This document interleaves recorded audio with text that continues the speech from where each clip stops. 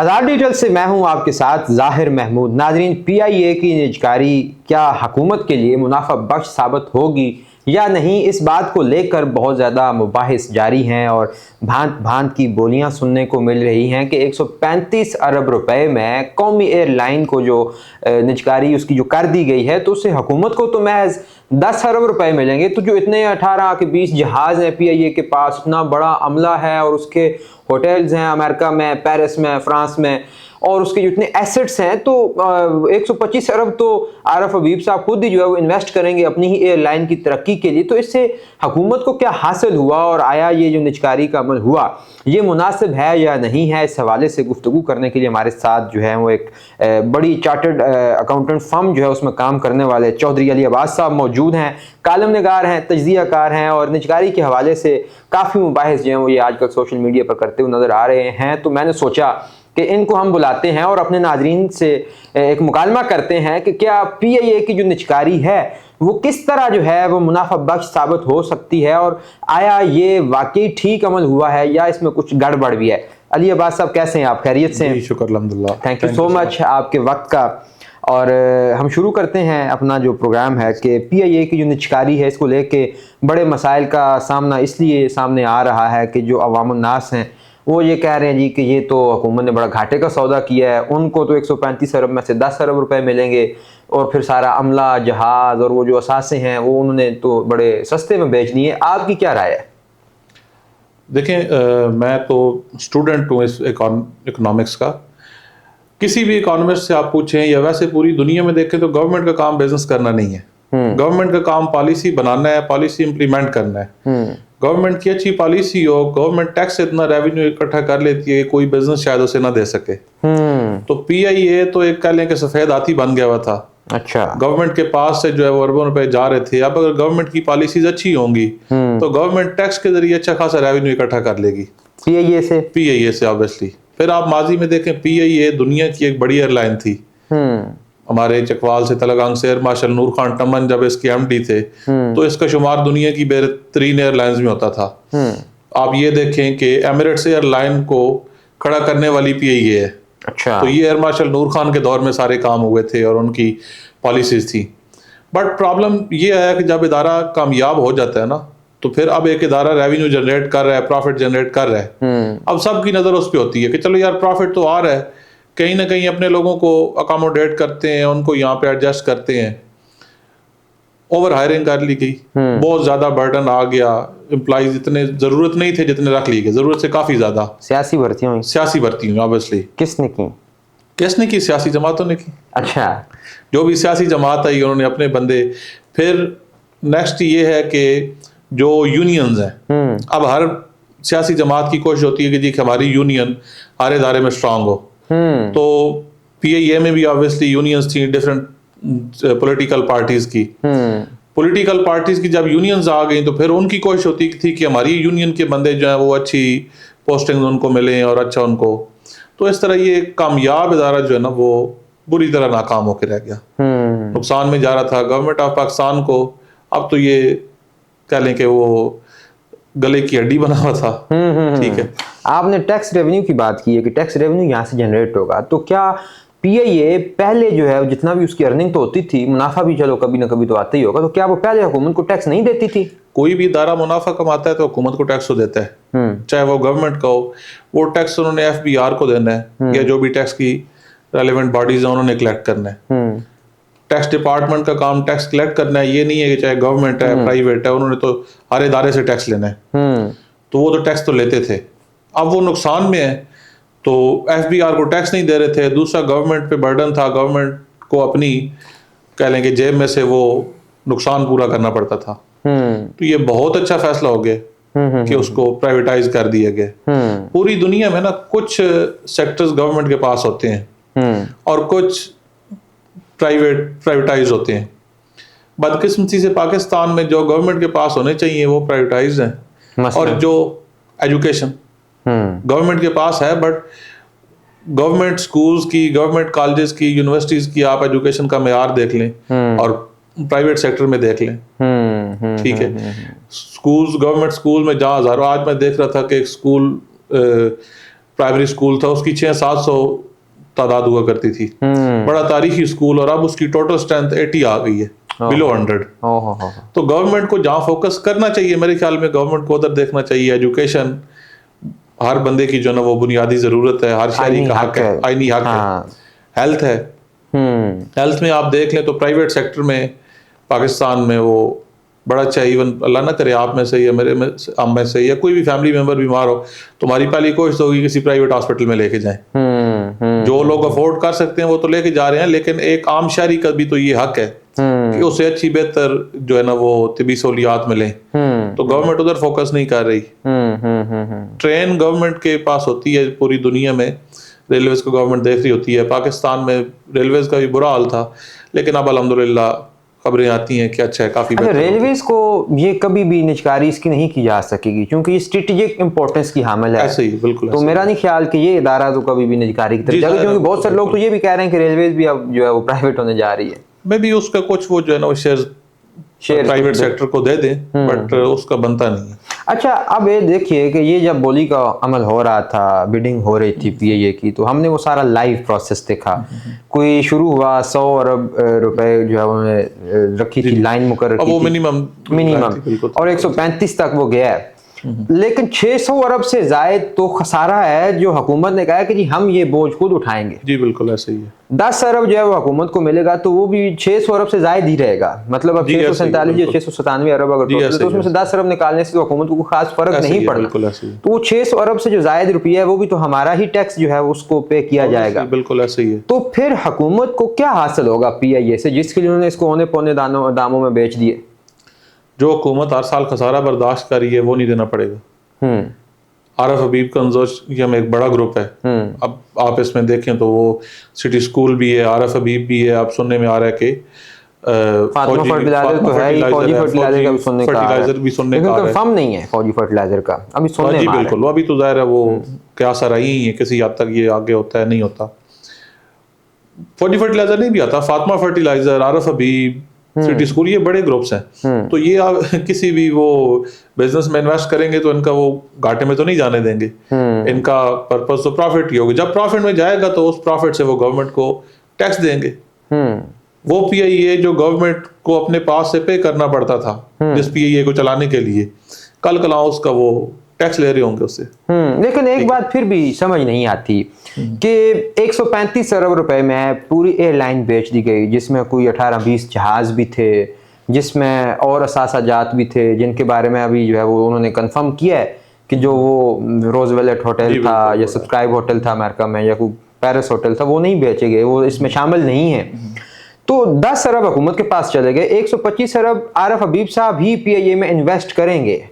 तो जो बाकी सारा अमला है, तो फिर मतलब ये तो बड़ा सस्ते में नहीं हो गया सौदा आरफ हबीब साहब का, कि उनको पूरी एक एम्पायर मिल गई है और अपनी तरफ से उनको जो पैसा लगाना वो तो ऑब्वियसली अपने बिजनेस के लिए लगाना है। इतनी बड़ी मतलब हमारा एसेट था मुल्क का, तो वो 135 अरब में सिर्फ बेच दिए।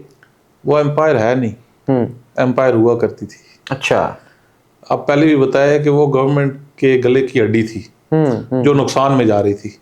आरफ हबीब कंजोर्शियम आ रहा है, वो उन्होंने कहा तो है कि ठीक है हम उसी जो स्टाफ है जो लोग हैं उनको आगे चलाएंगे, लेकिन देखें जो लोग चलना चाहेंगे उन्हें चलाएंगे। प्राइवेट सेक्टर कभी भी ऐसे बंदे को बर्दाश्त नहीं करता जो काम ना कर रहा हो। जो काम नहीं कर रहे होंगे उनको वो फिर अभी करें या बाद में कहीं जाके वो गोल्डन हैंडशेक दे के या किसी तरह उनसे जान छुड़ाएंगे। जो लोग काम नहीं कर रहे या जो लोग बर्डन है, प्राइवेट इदारा कभी भी बर्डन तो बर्दाश्त नहीं करता। सियासी भर्तियों से सीन नहीं होगा और किसी सूरत नहीं होगा। सियासी भर्तियां तो प्राइवेट सेक्टर तो उसमें तो पॉसिबल नहीं है। तो जो लोग सियासी भर्तियों से आए हुए हैं, इवन ये भी हुआ है माजी में कि एक सियासी जमात ने कुछ लोगों को भर्ती किया वहाँ पे और फिर वो सियासी जमात साइडलाइन हो गई। कुछ एक दिहाई बाद, 2 दिहाई बाद जब भी उनकी गवर्नमेंट आई तो उन्होंने कहा जी अच्छा ठीक है जी वो ले आए हमारे कौन से वर्कर जिन्हें निकाला गया था। सिर्फ ये नहीं, कई गवर्नमेंट के कई ऐसे इदारे हैं। तो वो जब लिस्ट चाहिए, अच्छा ठीक है जी तो 10 साल से ये तो काम ही नहीं कर रहे, घर बैठे हुए हैं, तनख्वाह नहीं मिल रही, ठीक है जी इनको दोबारा ले, पिछले 10 सालों की तनख्वाह इन्हें दे दें और वो सारे बेनिफिट्स और सब मिला के दे दें। जी बिल्कुल, सबूतों के साथ मौजूद है। बिल्कुल ऐसी चीजें हैं। मैं खुद ऐसे लोगों से मिला हूँ जो 10-10 साल घर रहे, कोई और काम किया, कुछ ना कुछ तो ऑब्वियसली उन्होंने की ही होगा।